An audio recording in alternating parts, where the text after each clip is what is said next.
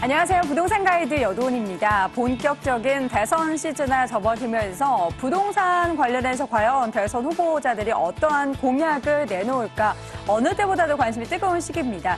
아직까지는 사실 국민적 관심도가 높은 이 주택 분야 시장 정책에 대해서는 이렇다 할 내용들이 나오고 있지 않기 때문에 더욱더 궁금증을 자아내고 목마른 상황인데요.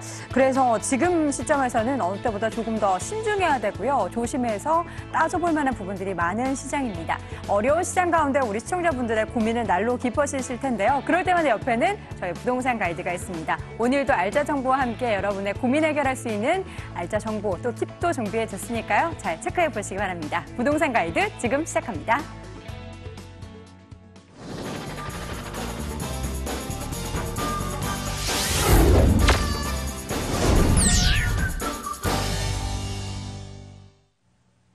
생생 부동산 현장 시간입니다. 오늘 이 시간에는 알짜 정보도 체크해보고요. 또 전반적인 부동산 팁도 확인해 보도록 하겠습니다. 오늘 알짜 얘기 많이 드리는데요. 기대해 주시기 바랍니다. 여러분과 소통을 위해서 전화도 열어두고 있습니다. 서울전화 02-2077-6354번 지금부터 활짝 열어둘 테니까요. 꼭 상담 받아보시기 바랍니다. 자, 오늘 이 시간 함께해 주실 분 소개합니다. LG부동산연구소의 임종욱 소장 함께합니다. 소장님 어서 오세요. 네, 반갑습니다. 네, 반갑습니다. 오늘 제가 소장님과 함께 알짜 정보 소개해드리고자 제가 오늘 앞에서 알짜라는 단어 몇 번을 썼는지 모르겠습니다. 먼저 팁부터 좀 확인해 봐야 될 것 같은데요. 오늘 제가 사실 대본을 받아보고 깜짝 놀랐습니다. 일단 제 입에 잘 붙지 않는 단어들이 너무 많은데 좀 살펴보면 오늘 내용이 주택 임대차 보호법에 대해서 설명을 해주신다고 들었는데 이 포인트들을 좀 보니까 뭐 우선 변제 순위, 대항력 유지 조건 등 혼자 이해하기 어려운 부분들을 정리해 주신다고요. 지금 사실 단어만 들어도 무슨 얘기인지 모르는데 이게 임대차 보호법이라고 해서 사실 임대인뿐만 아니라 이 가지고 계신 소유주 분도 꼭 알아야 돼 관련된 법이라고 들었어요. 그렇죠. 어떤 법인지 좀 자세하게 설명해 주세요. 네, 오늘 말씀드린 내용은 바로 임대차 보호법입니다. 주택 임대차 보호법인데 사실 주택 임대차 보호법이라는 것은 임차인의 권익을 보장하기 위한 법이죠. 하지만 우리가 임대인도 역시나 마찬가지로 임차인과의 관계에서 그 근간이 되는 임대차 보호법을 알아야지만 임차인과의 관계를 제대로 형성할 수 있고 또 임차인도 역시나 임대인한테 권리를 주장할 수 있다라는 것이 오늘 주장의 내용이고요. 네.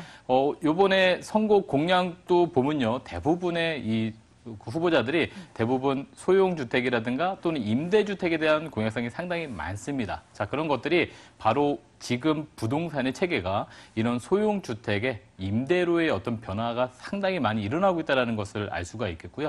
그래서 오늘 제가 주택 임대차 보호법에 대한 부분을 말씀을 드리는데 이 법들은 바로 임차인도 마찬가지고 임대인도 서로 간의 어떤 분쟁을 미리 알고 해소하자라는 차원에서 말씀을 드리려고 합니다. 그렇기 때문에 오늘 방송 보시면서 임차인들은 좀 전에 우리 아나운서님께서 말씀하셨던 대항력, 이것은 바로 이제 대항할 수 있는 힘, 쉽게 풀어는 그렇습니다. 그리고 뭐 우선 변제, 그런 건 남들보다 우선해서 변제를 받을 수 있는 권리. 아주 사실 쉽습니다. 근데 모르니까 어려운 거죠. 오늘 설명 들으시면 아마 쉽게 이해하실 수 있을 거라고 생각이 듭니다. 자, 그럼 오늘 준비한 내용이 바로 주택임대차 보호법 실무가 되겠습니다.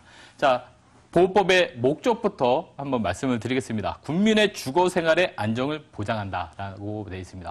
자, 예전에 우리가 많은 분들 아마 아주 젊은 분들은 모르겠지만 예전에 코미디 프로 같은 데 보시면요. 부부가 나와서 이제 생활하다가 뭐가 마음에 안 들면 집주인이 와가지고 팡 빼 그렇게 얘기를 합니다. 그러면 아무런 법도 없고 근간도 없기 때문에 주인이 그냥 팡 빼 그러면 어쩔 수 없이 집 싸서 나와야 됐던 그런 시절도 있었습니다. 하지만 지금은 이런 임대차 보호법으로 인해서 임차인도 임대인과의 약속 기간 동안은 편안하게 거주할 수 있고요. 임대인도 마찬가지로 그 기간 안 동안에는 임차인을 보장해주고 그 이후에는 또 보증금이라든가 이런 것들을 또 상향 조절을 할 수 있는 그런 이유도 된다라고 보시면 되겠습니다. 자, 임대차 보호법은 민법에 우선하여 적용합니다. 특별법이기 때문에 민법보다 상위에 있는 법이고요. 특별법이 없는 것들은 민법에 준용한다라고 보시면 되겠습니다. 자, 이 법은요, 주거용 건물의 전부 또는 일부에서 이루어지고 있습니다. 자, 주거용 건물의 전부 또는 일부이기 때문에 이 주거용 일부와 여러 가지 주거 외 목적으로 사용하는 것들도 가능하다. 단, 이 주거 외 목적에서도요, 주거의 목적 중에서도 주거 시설에서 주거 외 목적 아닌 거로 사용했을 때는 타당이 되지만 주거시설이 아닌 거에서 주거로 사용하는 것들은 사용되지 않는다라는 부분이 되겠습니다. 자, 미등기 부동산이나 외국인한테도 적용이 되고요. 하지만 일시 사용이 명백하거나 법인, 단 대통령으로 정한 법인 예외가 되겠고요. 법인에서 사용하는 임대차는 적용이 되지 않는다라고 보시면 되겠습니다. 자, 임대차 목적물이 공부상의 표시만을 기준하지 않는다라고 얘기했는데요. 자, 예를 들어서 주택으로 되어 있습니다. 하지만 주택으로 사용하지 않거나 또는 주거용이 아닌데 실제 주거용으로 사용한다거나 이런 실지 용도에 따라서 사용한다라는 점이 되겠습니다. 예를 들어서 오피스텔 같은 경우에는 원래는 업무용이죠. 그렇지만 실지 용도는 주거용으로 사용하기 때문에 주택임대차보호법이 적용이 된다라고 보시면 되겠습니다. 자, 주택의 일부가 주거 외 목적으로 사용할 때, 그러니까 주택으로 있는데 앞에서 예를 들어서 조그맣게 슈퍼를 한다거나 조그맣게 세탁소를 한다거나 이런 것들은 가능합니다. 하지만 원래 세탁소고 원래 커피숍인데 그 안에 방이 일부분 들어있습니다. 자, 그렇다는 것은 그렇게 사용할 때는 적용이 되지 않는다라는 것을 말씀을 드리는 것이고요. 자, 대항 요건을 갖춤으로써 대항력이라는 부분을 아까 말씀드린 것처럼 자, 힘입니다. 대항할 수 있는 힘인데 이게 뭐냐? 바로 대항 요건을 갖춤으로써 대항 요건이라는 걸 좀 이따 말씀드릴 겁니다. 주택의 인도와 그리고 전입신고 이 요건을 갖춤으로써 제3자에게 대항할 수 있는 것입니다. 즉, 집 주인이 바뀌었습니다. 그러거나 또는 어떤 행사가 됐을 때 내가 대항 요건만 갖췄다면 나가지 않고 그 집에 계속 머무를 수 있는 힘을 대항력이다라고 얘기를 합니다. 자, 대항할 수 있는 요건은 예전에는 등기였죠. 전세권 설정. 그렇지만 지금은 전세권 설정을 하지 않아도 이렇게 대항할 수 있는 힘이 있기 때문에 제3자에게 대항할 수 있다라고 보시면 되겠습니다. 자, 그다음 대항력이 무엇일까 한번 살펴본다면 대항력이라는 것은 주택의 인도입니다. 즉, 내가 이사를 들어가고요. 거기에 주민등록등본, 그러니까 전입신고를 하게 되면 대항력이 생깁니다. 언제부터냐면 다음 날 0시서부터. 예를 들어서 오늘 오후 5시에 제가 이사를 들어가고 그리고 전입신고를 했습니다. 그러면은 오늘 밤 12시서부터 대항력이 생긴다는 것입니다. 그래서 오늘 밤 12시부터는 내가 대항할 수 있는 힘이 생긴다라고 보시면 되고요. 자, 소액보증금 범위, 좀 이따가 말씀을 드리겠지만 소액보증금 범위 내에서 최우선 변제, 좀 전에 말씀드린 것처럼 만약에 내가 그 집에 나가야 된다고 했을 때 그 누구보다도, 그 무엇보다도 최우선에서 변제를 받을 수 있는 금액, 그것을 얘기합니다. 그래서 소액보증금 내에서 최우선 변제를 받을 수 있고 말씀드린 대항력에다가 확정일자까지 갖춘다면 확정일자 얘기 많이 들어보셨을 겁니다. 그래서 대항력에다가 확정일자까지 갖춘다라면 후순위 권리자, 그러니까 만약에 선순위, 후순위가 있는데요. 선순위한테는 안 되겠지만 후순위 권리자에게 우선해서 또 받을 수 있는 그런 권리가 생긴다라고 보시면 되겠습니다. 자, 주택 임차인 최우선 변제, 제가 말씀드린 것처럼 최우선적으로 돈을 받아갈 수 있는 경매 같은 데 됐을 때 내가 받아갈 수 있는 돈을 얘기하는데요. 자, 서울시 같은 경우에는 보증금 1억 원 미만일 때 3,400만 원까지 최우선 변제 받는다. 자, 이거는 담보물권 설정의 기준입니다. 예를 들어서 2016년 3월 31일로 되어 있는데요. 담보물권이 만약에 2012년도나 또는 그 전이라면 이 금액이 맞지 않고 그 전의 금액으로 보셔야 된다는 겁니다. 자, 우리가 대출을 받을 때도요. 그래서 집에서 방마다 방빼기라는 얘기를 하는데요. 방마다 이 최우선 변제가 가능하기 때문에 그래서 대출 받을 때 다가구는 대출이 잘 안 나온다는 얘기가 여기서 나오는 겁니다.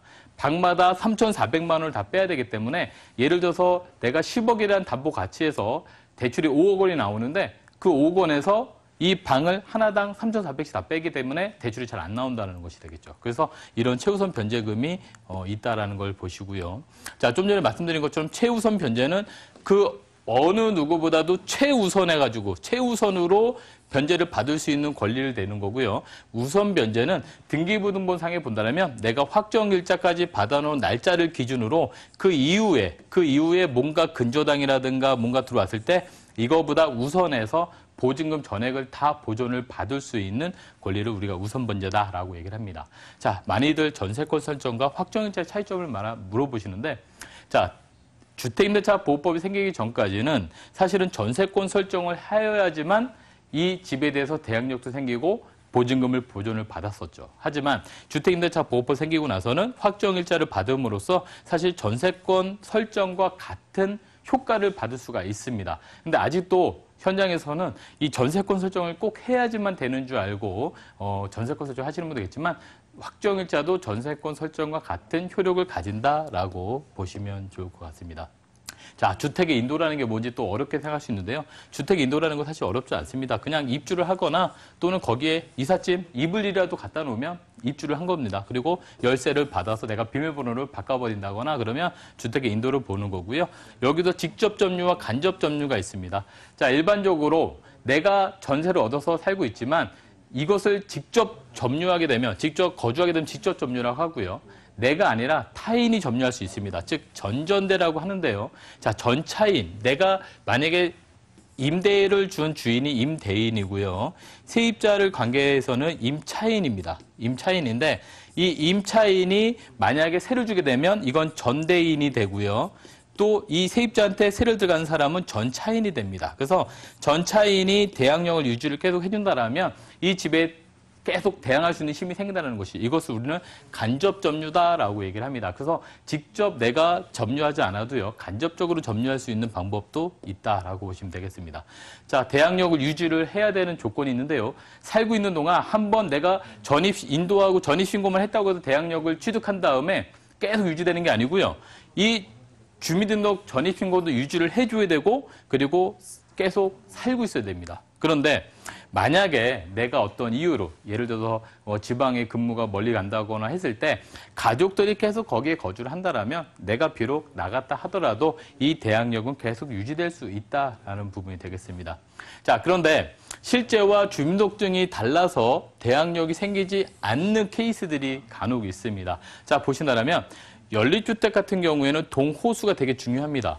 예를 들어서 다세대주택은요, 아파트처럼 무슨 아파트 몇 동, 몇 호 이렇게 나오는데 연립주택도 마찬가지로 무슨 연립, 몇 동, 몇 호라고 나옵니다. 그런데 이 호수라든가 이런 게 실제와 다르게 되면 주민등록증에서 대항력을 받을 수 없다는 것이 중요합니다. 그래서 계약서, 임대차 계약서 쓰실 때도요, 이 동호수를 제대로 표시를 했는지 봐셔야지, 만약에 중개업소에서 제대로 쓰지 못해서 동호수가 표시가 오류가 된다면 나중에 진짜 그 집이 경매가 넘어갔을 때 제대로 보증금을 받지 못하는 경우도 생긴다는 것이 되겠습니다. 그래서 계약서 상해랑 실제랑 같아야 된다. 이렇게 틀리게 되면 대항력을 받을 수가 없다라는 것이 특징이 되겠습니다. 자, 그리고 또한 등기부상 상이한 주소, 예를 들어서 집 주소가 3-51번지였는데 실제로는 50이다. 그래서 요게 들어갔기 때문에 주소가 오류가 되면 이것도 역시나 대항력이 없게 됩니다. 그래서 경매가 됐을 때 향후에 이런 걸로 인해서 대항이 못 받을 수 있는 방법. 그리고 또한 연립주택과 다가구가 있는데요.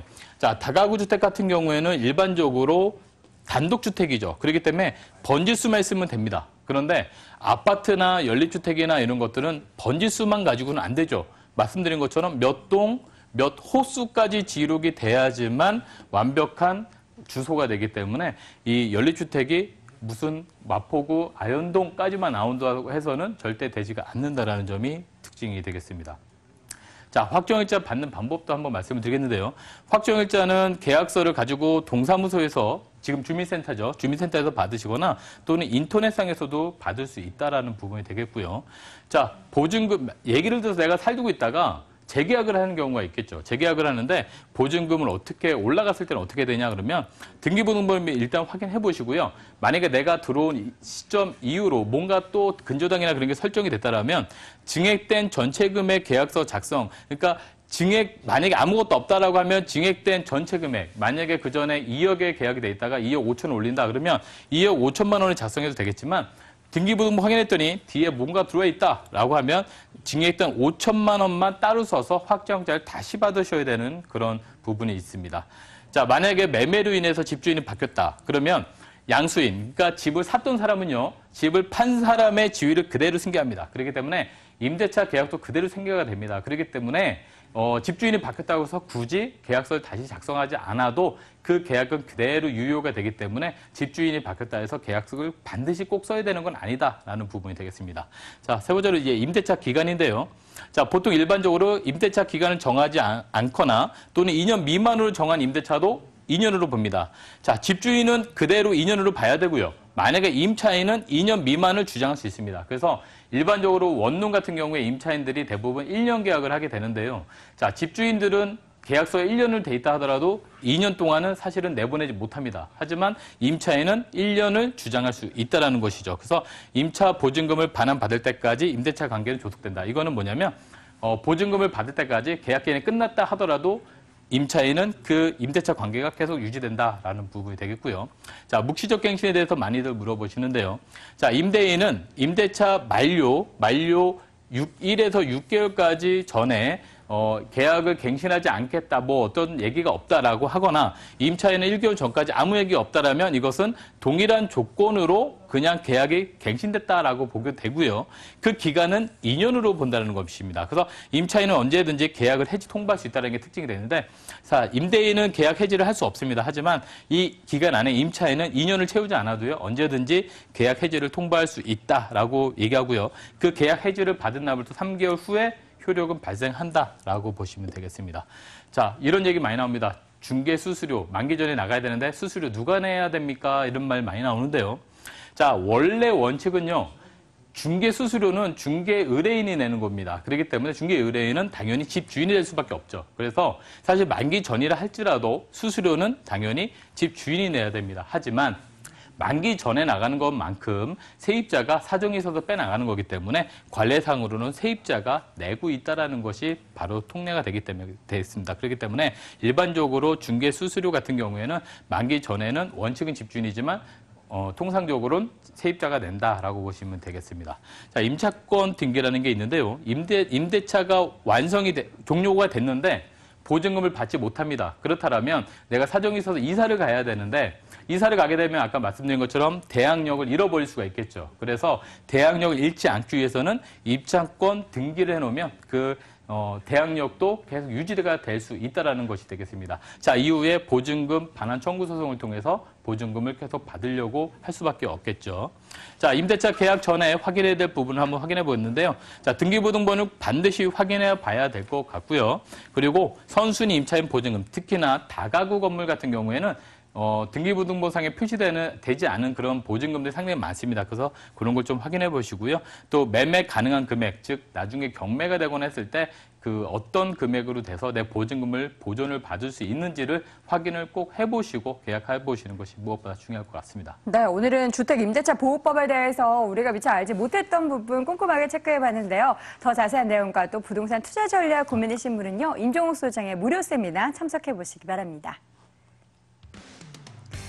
임종욱 소장의 무료 세미나 안내합니다. 부동산으로 월세 제대로 받는 법이란 주제로 매주 수요일 오후 2시에 진행을 하고요. 공덕역 6번 출구에 위치한 공덕빌딩 10층에서 열립니다. 관련 문의는 서울전화 02-2077-6354번으로 해주시기 바랍니다. 자, 이어서 생생부동산 현장 속으로 들어가 보도록 하겠습니다. 오늘 소개해드릴 부동산 정보 먼저 화면으로 확인해 보시죠. 서울시 마포구 상암동에 위치한 근린생활시설입니다. 6호선 공항철도 경의중앙선 디지털미디어시티역에서 걸어서 7분 거리 위치해 있고요. 작년 6월에 준공이 완료가 됐습니다. 6층 건물 내 2층에 위치해 있네요. 자, 상암동에 위치한 근린생활시설 보도록 하겠습니다. 입지부터 분석해 볼까요? 예, 오늘 소개해드릴 지역은 바로 상암동이 되겠습니다. 상암동은 마포구에 위치되어 있는데요. 자, 마포구에서 많이들 아시는 데가 바로 홍대나 합정일 것 같습니다. 자, 홍대 합정을 기점으로 해서 이 좌측에 바로 상암동이 있는데요. 자, 상암동은 지금 많은 분들이 방송국이 있는 곳으로 알고 있습니다. 그렇기 때문에 이 지역은 큰 방송국, 우리가 흔히 알 수 있는 방송국과 그리고 또 아파트, 공원 이런 어떤 도시 개발로 된 그런 지역이다라고 보시면 좋을 것 같습니다. 자, 이 마포구는 길쭉하게 형성이 돼 있는 상황에서요. 자, 가운데 홍대 합정을 기점으로 우측에는 마포 공덕이 있고요. 또 상암에서 바로 한강을 넘어서서 보신다면 마곡지구가 있다는 점이 되겠습니다. 자, 이렇게 마포구 기점으로 했을 때 가장 서쪽에 있는 것이 상암동이다라고 보시면 좋을 것 같겠고요.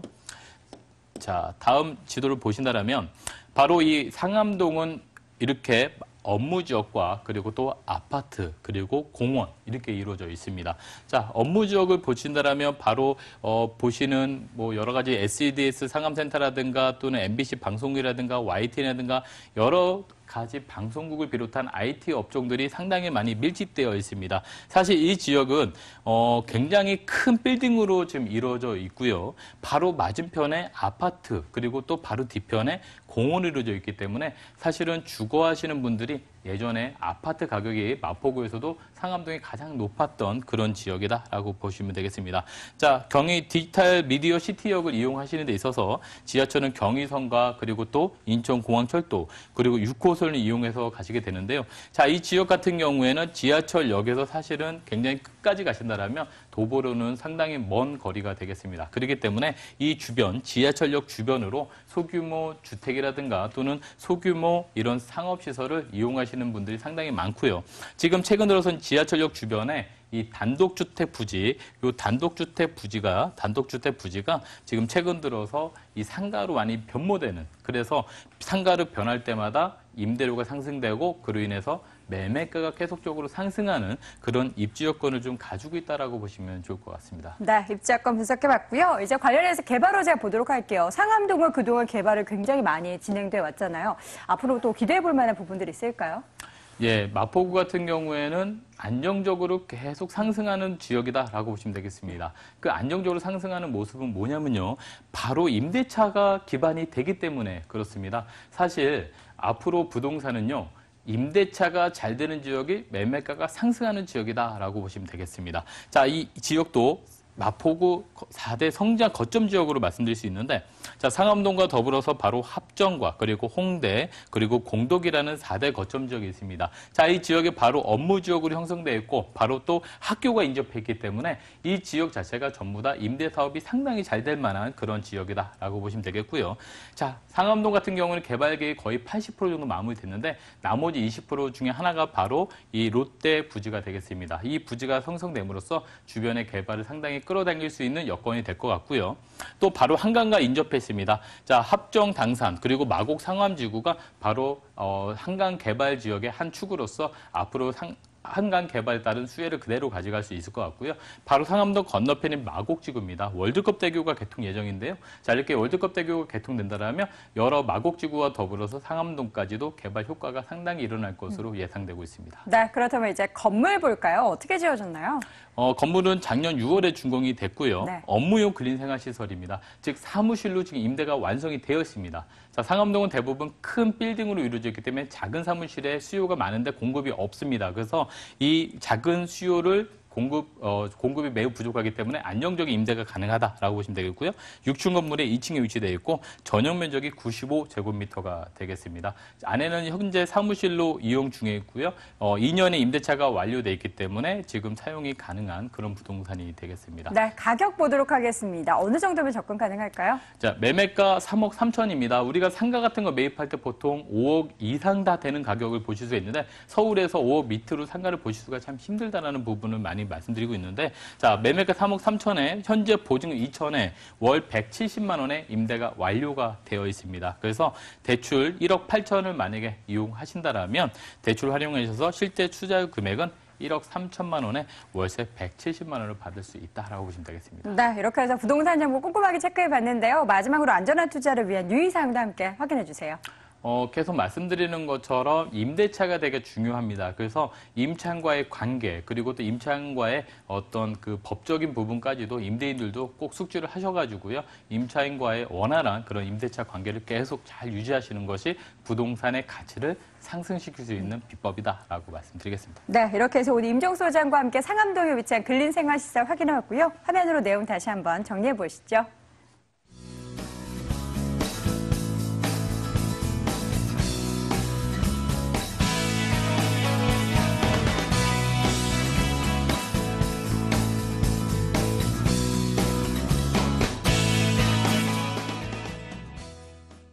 자, 오늘 방송을 통해서 다 공개해드리지 못한 부동산 정보는요, 임종욱 소장의 무료 세미나에서 확인해 보시기 바랍니다. 임종욱 소장의 무료 세미나 안내합니다. 부동산으로 월세 제대로 받는 법이란 주제로 매주 수요일 오후 2시에 공덕역 6번 출구에 위치한 공덕빌딩 10층에서 열립니다. 관련 문의는 서울전화 02-2077-6354번으로 해주시기 바랍니다. 자, 오늘 생생 부동산 현장 이 시간에는 LG부동산연구소 임종욱 소장 함께했습니다. 소장님 고맙습니다. 네, 감사합니다.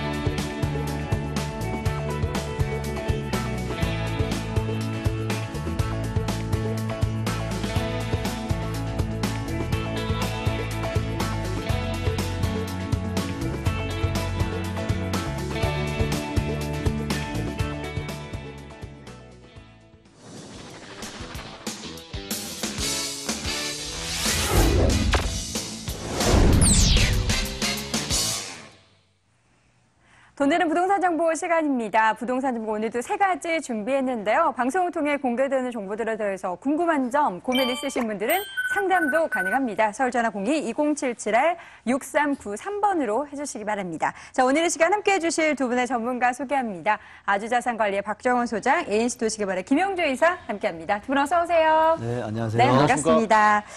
자, 오늘 소개해드릴 부동산 정보도 먼저 좀 키포인트부터 들어보도록 할 텐데요. 박정훈 소장님, 오늘 어디로 가나요? 오늘 저 강서구 하곡동 신축 상가 준비했습니다. 상가 투자의 경우 안정적인 임대 수익에 또 거기에 또 시세까지 오르면 최고라고 할 수 있겠죠. 오늘 상가 월세 이제 2년 동안 해가지고 이미 그 세입자가 맞춰진 상태라서 안정적인 임대 수익 가능하고요. 게다가 우리 또 강서구가 가면 우리 또 최대 이슈, 지역 최대 이슈라고 할 수 있는 마곡지구 개발이라든지요. 또 우려관광 특구로 지정돼서 또 사업이 본격화되고 있고요. 또 우리 또 앞으로 서부광역철도가 들어설 예정인 또 미래가치가 풍부한 지역으로 안정적인 임대 수익의 시세 차이까지 볼 수 있는 물건 준비했습니다. 네, 잠시 후 체크해 보도록 하겠고요. 김영주 이사님 오늘 두 군데 준비하셨죠? 네. 어디로 가나요? 두 가지 매물 준비해봤는데요. 첫 번째 매물은 강남과의 접근성이 매우 뛰어난 곳입니다. 이 강변역 도보 4분 거리에 위치해 있는 다른 매물이 갖지 않고 있는 가장 큰 경쟁력을 가지고 있는데요. 무려 대지가 1000평의 대지 위에 9개 동 153세대가 만들어집니다. 소액 투자에 가능한 이 장점까지 가지고 있고요. 초역세권이라는 장점, 또 강남과의 접근성이 매우 뛰어난 대단지의 구이동 투룸 다세대 주택을 첫 번째 매물로 준비해봤고요. 두 번째 매물은 서초구 양재동입니다. 개발 호재가 굉장히 많은 곳 지역 중에 한 곳인데요. 우면 R&D 100만 평의 지구 지정이 되고 또 개발 중심에 있는 또 1.5루입니다. 32세대의 그중에 로얄층에 있는 소액 투자가 가능한 양재동 단지형의 분리형의 원룸 다세대 주택을 두 번째 매물로 준비해봤습니다. 네, 간단한 투자 포인트 들어봤고요. 이제 자세한 매력 해보도록 하겠습니다. 먼저 광진구 구이동 가보시죠. 서울시 광진구 구이동에 위치한 다세대 주택입니다. 2호선 강변역에서 걸어서 4분 거리 위치해 있고요. 올 2월에 준공이 완료가 됐습니다. 6층 건물 내 5층에 위치해 있고요. 매매 금액은 2억 5,500만 원, 전세 보증금 2억 3천만 원, 실투자 금액은 2,500만 원 예상됩니다.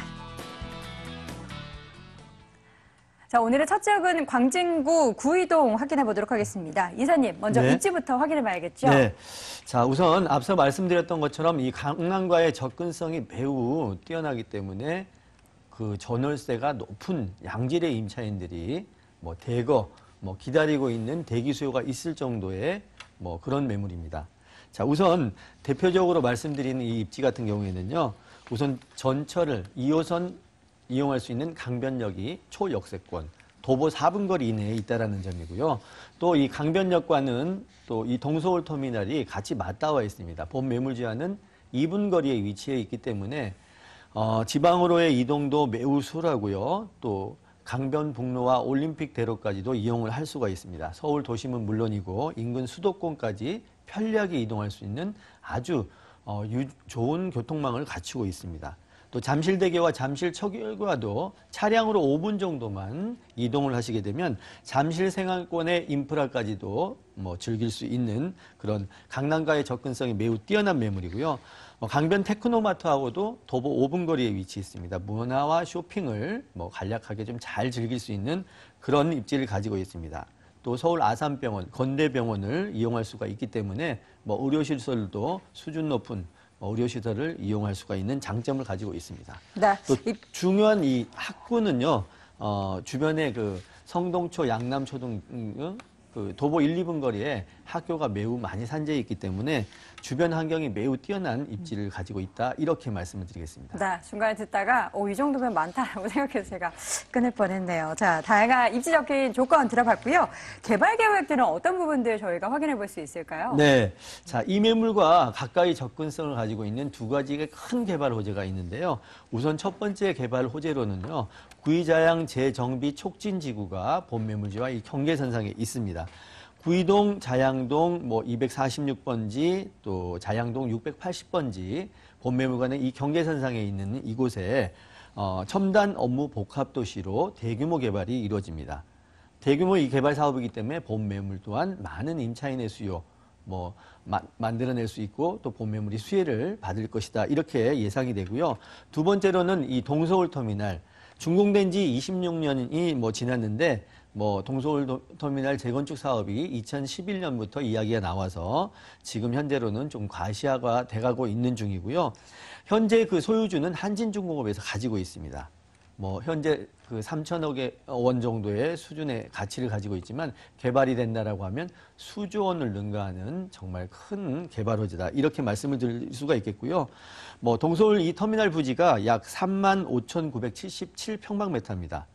한진중공업의 이 서울시와 협의 과정에 이런 제안대로 30층 높이 2개동, 연면적은 알아듣기 쉽게는 63빌딩의 약 1.5배 규모 정도로 건축이 된다라고 보시면 되겠고요. 2020년대 초반 정도에 이 계획대로 간다라고 하면 완공이 예정을 할 수가 있습니다. 아마 그 동부권의 랜드마크로 그렇게 될 수 있는 단지가 되고요.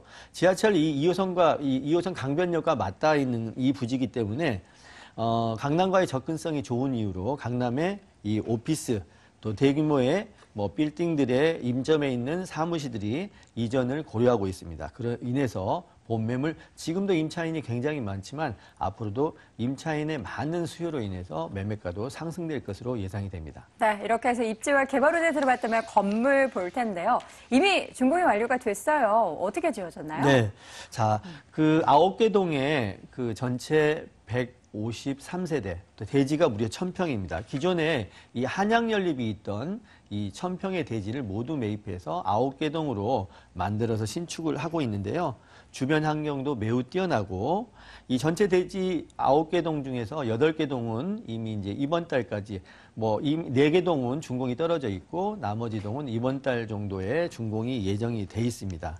또 로얄층에 있는 매물이고요. 구조가 3베이 구조이기 때문에 확실히 개방감이 매우 뛰어납니다. 전체 대지가 3면에 그 3면도로에 접해 있기 때문에 개방감 또한 매우 우수합니다.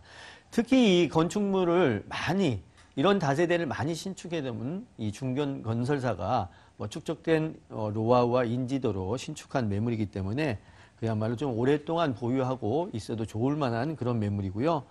특히 외장재, 내장재 아주 잘 돼 있습니다. 또 현장에 또 샘플하우스가 하나 잘 만들어져 있기 때문에 직접 와서 눈으로 보시면 제가 말씀드린 이런 내용보다 더욱더 할 만한 그런 추천 매물이다. 이렇게 말씀을 드리겠습니다. 네, 그렇다면 이제는 가격 경쟁력이 어느 정도 있는지 확인해 봐야 될 것 같은데 이사님, 경쟁력도 함께 갖췄겠죠? 네, 그렇습니다. 매매가는 2억 5,500만 원인데요.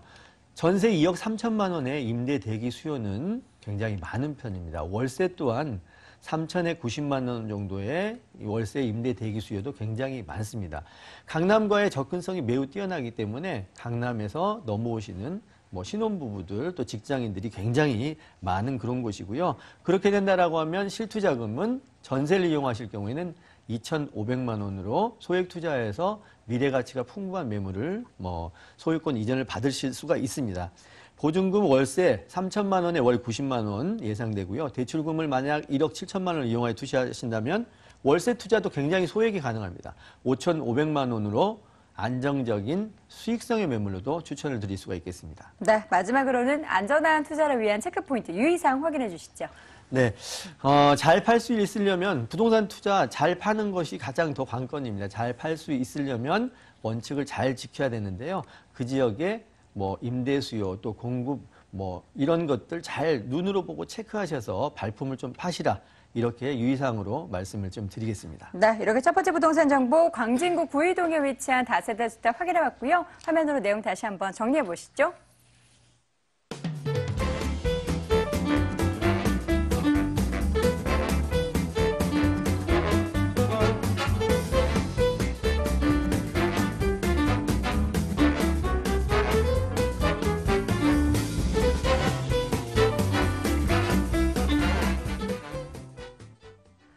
자, 두 번째 부동산 정보는요. 박정우 소장과 함께 강서구 화곡동 가보겠습니다.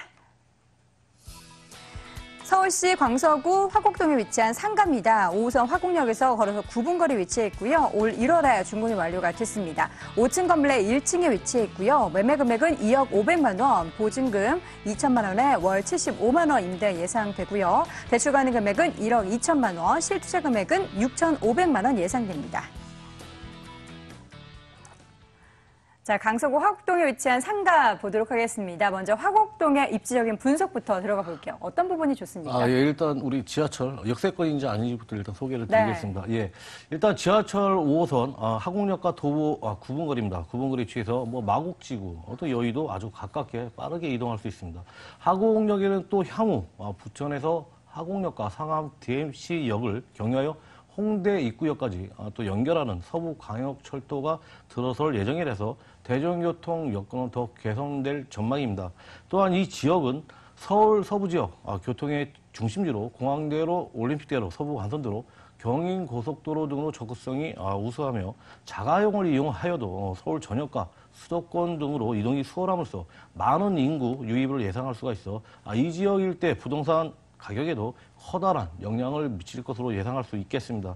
그리고 현재 첨단 산업 복합단지로 변모 중인 마곡지구 개발과 의료 관광 특구로 지정된 고향대로와도 그리 멀지 않은 곳에서 위치했기 때문에 개발의 수혜를 그대로 받을 수 있는 지역이라 할 수 있겠고요. 상가 바로 옆 초등학교와 학원, 주택 밀집지구로 구성되어 있는데요. 점포가 위치한 곳이 4m, 전방 4m 도로랑 접해 있어 학생들과 주민들의 주 도로로 이용하고 있기 때문에 유동인구가 많은 점이 장점이라고 정리해 드리겠습니다. 네, 이렇게 해서 화곡동의 입지적인 여건 들어봤고요. 이번에는 개발 호재 볼게요. 강서구 요새 개발 호재 굉장히 많잖아요. 화곡동 영향 미칠 만한 개발 호재 뭐가 있을까요? 이쪽에 뭐 최대 이슈로서는 일단 마곡지구 개발이겠죠. 일단 마곡지구 개발부터 좀 말씀을 드려보겠습니다. 네. 마곡지구 개발은요, 우리 강서구의 미래가 달렸다가 해도 과언이 아닐 정도의 대규모 사업으로 현재 주거와 산업단지 기반시설 공정이 95%대 이제 거의 막바지에 다다르고 있는데요. 올해부터 LG R&D를 비롯한 국내 유수의 기업들이 2023년까지 16만 5천여 명이 입주할 예정이고요. 다들 아시다시피 많은 인구 유입은 지역 경제는 물론 부동산 활성화에도 크게 기여할 수밖에 없다고 말씀드릴 수 있겠습니다. 다음은 서부광역철도 개발 사업인데요. 서부광역철도는 부천 원정역에서 강서구 화곡역 등을 지나 한강을 건너 상암 DMC역, 그 다음에 홍대 입구역까지 연결하는 노선입니다. 서부광역철도가 완성되면 인근 지역 부천이라든지 마포, 홍대, 김포 등으로 15분이면 통행이 가능해지고 서울 모든 지역을 1시간 이내로 생활권이 가능해집니다. 특히 화곡동은 강북 도심 접근성이 아주 향상될 전망입니다. 또한 의료관광 특구 개발도 진행 중인데요. 정식 명칭은 강서 미라클 메디 특구라고 합니다.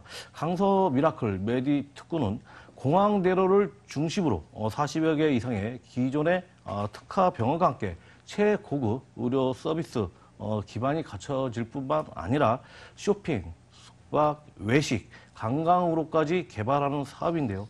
국내 환자뿐만 아니라 해외 환자까지 늘어나게 되면서 자연히 지역 상권이 발전하게 되고 그로 인한 임대가 및 매매가 상승까지도 바라볼 수 있습니다. 이 외에도 마곡지구내 조성된 서울식물원의 이제 개장이 부분 오는 10월에 이제 부분 개장이 예정되어 있고요. 목동 신시가지 아파트의 재건축도 이 지역의 부동산 시장의 호재라고 정리해 드리겠습니다. 네, 이렇게 해서 개발 호재까지 들어봤습니다. 건물 볼 텐데요. 이번에는 상가입니다. 준공도 이미 완료가 됐죠? 예, 어떻게 예. 지어졌나요?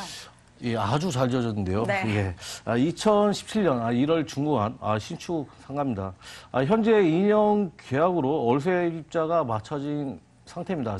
공방하실 분이 2년 계약으로 이제 들어오실 예정이고요. 총 5층 건물의 1층 대지 면적 18.45제곱미터, 전용 면적 31.86제곱미터입니다. 상가의 경우 보통 12평 이상은 되어야 임대를 놓을 수 있는 업종이 늘어나기 마련인데요. 이 건물의 경우 실제 사용할 수 있는 면적은 15평 정도가 되어 일반적으로 선호하는 괜찮은 업종의 임차인을 유치하기 용이한 건물이라는 점 말씀드리겠습니다. 점포 면적이 전방 4m가량의 도로와 접해 있다 보니 많은 사람들의 눈에 잘 띄고요. 또 바로 옆 초등학교 학생들이 등하교 때나 주민들이 주로 이용하는 도로이다 보니 유동인구가 많은 것이 장점인 건물 특징을 가지고 있습니다. 네, 건물 봤고요. 이번엔 가장 중요한 가격 정보 봐야겠죠. 가격은 어느 정도로 형성돼 있나요? 저렴합니다. 네. 예. 매매가 2억 500만 원입니다. 제가 앞서 세입자가 맞춰져 있습니다. 보증금 2천만 원에 월 75만 원이고요. 대출금 한 1억 2천만 원 정도 이용이 가능하시다면 실투자금 6,500만 원이고요. 그러면 대출금 한 달 이자 제하고 월 실수익 42만 원으로 상가 투자로서는 괜찮은 수익률을 올릴 수 있는 물건이라는 점 말씀드리겠습니다. 네, 가격 정보 봤고요. 마지막으로 상가를 매수할 때는 어떤 점을 유의해야 될까요? 예, 물론 다른 부동산도 마찬가지지만 현장 임장 중요하죠. 특히 상가의 경우 더 중요하다고 말씀드리겠는데요. 일단 임장하셔서 뭐 입지라든지 주변 상가의 뭐 영업 상황이라든지 유동 인구 등 확인할 필요가 있다고 말씀드리겠습니다. 네, 이렇게 해서 두 번째 부동산 정보는 화곡동에 위치한 상가 봤고요. 화면으로 내용 다시 한번 정리해 보시죠.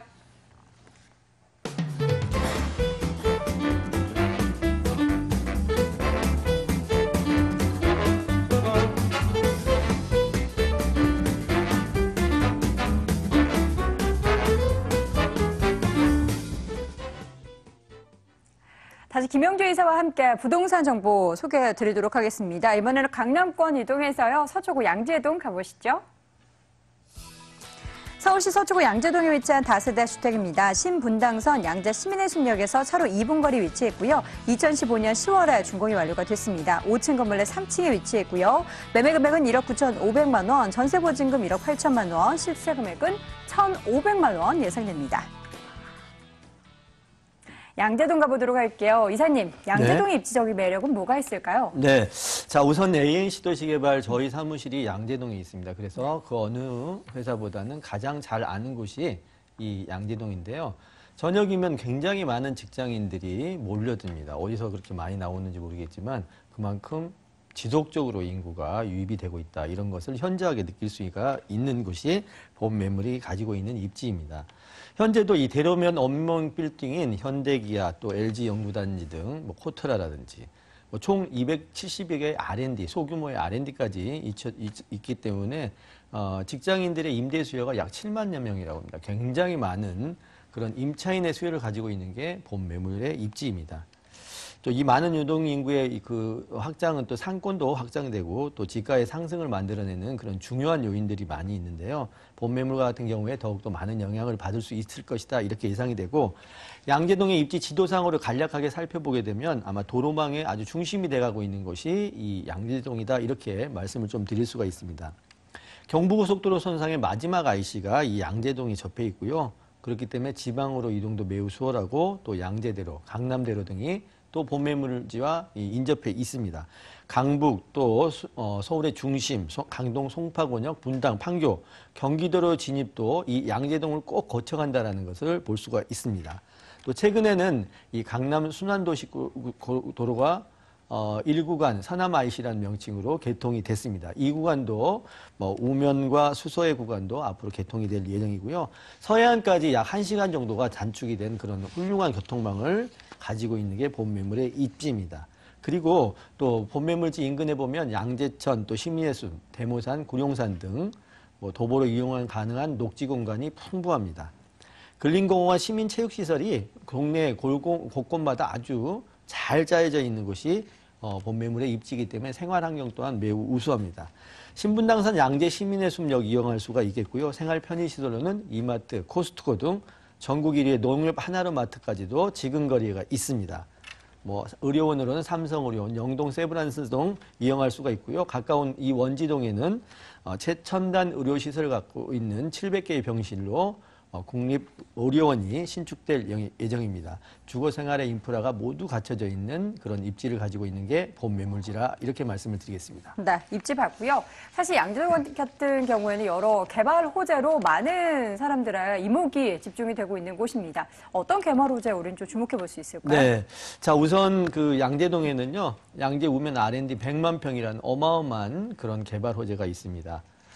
특히 좀 시국이 조금 그 정리가 된다라고 하면 가장 빠른 개발을 진행할 수 있는 곳이 이 양재동이 개발 호재라고 말씀을 드릴 수가 있는데 그 주변에 보면 대규모 개발을 할 수 있는 땅들이 굉장히 많습니다. 그중에 대표적인 양재 파이시티 같은 경우에는요. 상업지역이 무려 28,000평입니다. 이미 명도가 다 끝나서 바로 진행이 될 수 있는 그런 곳이고요. 하림홀딩스에서 매입을 해서 앞으로 이곳에 백화점도 들어오고 상업과 업무 시설을 갖춘 정말 대규모의 건축물이 들어설 것이다. 이렇게 예상을 해볼 수가 있고요. 그 외에도 증설 계획이 또 많이 있습니다. 그 R&D의 메이저급인 삼성은 이미 1만여 명을 수용할 수 있는 그런 곳으로 만들어져 있고요. KT와 LG 같은 경우에도 만여 명의 삼성 단지처럼 큰 대지 면적을 가지고 있기 때문에 결국은 증설 계획을 발표를 했습니다. 5천억과 4천억을 들여서 삼성 R&D 단지만큼 큰 규모의 R&D를 만든다고 합니다. 또 이 본 매물지와 가장 가까이 있는 개포 주공아파트 1단지만 해도 무려 5,000세대가 넘습니다. 앞으로 개발 2주 계획을 가지고 있고요. 7평에서 20평형대 개포 단지가 형성되어 있기 때문에 본 매물 같은 소형 평형대가 가장 개발 호재, 이주의 가장 수혜자 이렇게 될 것으로 예상이 되고요. 경부고속도로와 양재 IC, 한남 IC, 상습 정체 구간을 지하에 그 도로를 만들고 지상에 공원을 만든다고 합니다. 전 개인적으로 꼭 필요한 개발 호재라고 말씀을 좀 드리겠고요. 앞으로 이런 많은 개발이 이루어질수록 양재동 본 매물지로 인구 유입 증가가 지속적으로 이루어질 것으로 예상이 되고요. 더불어서 본 매물 매매 가액의 기획 또 매매 가액 상승이 될 것으로 예상이 됩니다. 네, 이렇게 해서 개발 호재 정리해 봤습니다. 건물 같은 경우에는 2015년에 준공이 완료가 됐습니다. 어떻게 지어진 건물일까요? 네, 건물 굉장히 잘 지어져 있습니다. 5층 중 3층의 건물인데요. 분리형의 원룸입니다. 면적이 일반적인 원룸보다 굉장히 크고요. 도로 6m, 6m 코너 건물에 전체 32세대 엘리베이터도 2대가 설치가 됩니다. 또 CCTV도 굉장히 잘 돼 있고요. 외관도 굉장히 뛰어난 오랫동안 가지고 계셔도 충분히 유지 보수가 가능한 그런 매물이 되겠습니다. 네, 가격 정보 봐야 될 것 같은데 일단 2015년에 지어졌는데 제가 힌트 살짝 보니까 가격이 어마어마해요. 제 네, 말은 굉장히 비싸다는 게 좋습니다. 아니고 엄청 네. 좋은 것 같은데 가격 정보 좀 네, 알려주세요. 맞습니다. 이 매물의 경우에는 실제 기존에 매입을 하셨던 분이 개인적인 사정으로 해서 나오는 건데 사실 시세에 비교해서 굉장히 저렴한 가격입니다. 매매가 1억 9,500만 원이고요. 보증금 2천에 90만 원 충분히 가능합니다. 그리고 전세 가격은 1억 8천만 원 이상 상회할 수도 있고요. 그렇게 되면 소액 1,500만 원 투자가 가능한 투자형의 매물 또 수익성의 매물로도 굉장히 좋은 매물입니다. 대출을 이용하신다라고 하면 수익성 매물로도 가장 경쟁력이 매우 뛰어난 그런 매물이다. 이렇게 말씀을 드리겠습니다. 네, 경쟁력이 뛰어난 건 우리 시청자분들도 동감하셨을 것 같습니다. 마지막으로 유의점 함께 체크해 볼까요? 네. 자, 이 매물의 경우는 주변에 앞서 말씀드렸던 것처럼 현재도 직주 근접이 가능한 7만여 명의 임대 수요가 있습니다. 자, 개발호재, 불분명한 개발호재들 잘 체크하셨는데요. 이거는 진행형의 개발호재입니다. 꼭 이런 매스컴이라든지 현장 방문하셔가지고요. 진행형의 개발이 진행이 되고 있는지 이런 것들을 잘 유의하셔서 투자하시는 거 한 가지 방법이라 이렇게 말씀을 좀 드리겠습니다. 네, 이렇게 해서 마지막 부동산 정보 양재동에 위치한 다세대주택 확인해 봤고요. 화면으로 내용 다시 한번 정리해 보시죠.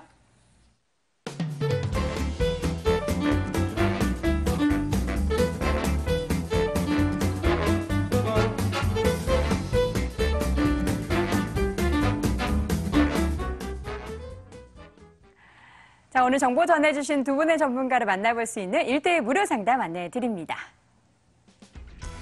김영조 이사의 1대1 무료 상담 안내합니다. 부동산 소액투자처 바로알기란 주제로 양재동 유레카 빌딩 5층에 위치한 ANC 도시개발에서 열리고요. 관련 문의 서울전화 02-2077-6393으로 해주시기 바랍니다.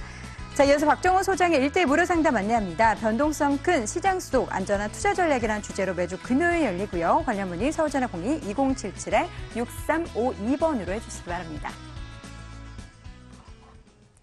자, 오늘 돈 되는 부동산 정보 이 시간에는 ANC 도시개발의 김영조 이사, 아주자산관리의 박정호 소장과 함께했습니다. 부동산 가이드 오늘 준비한 소식은 여기까지고요. 저는 내일 이 시간에 다시 인사드리겠습니다. 고맙습니다.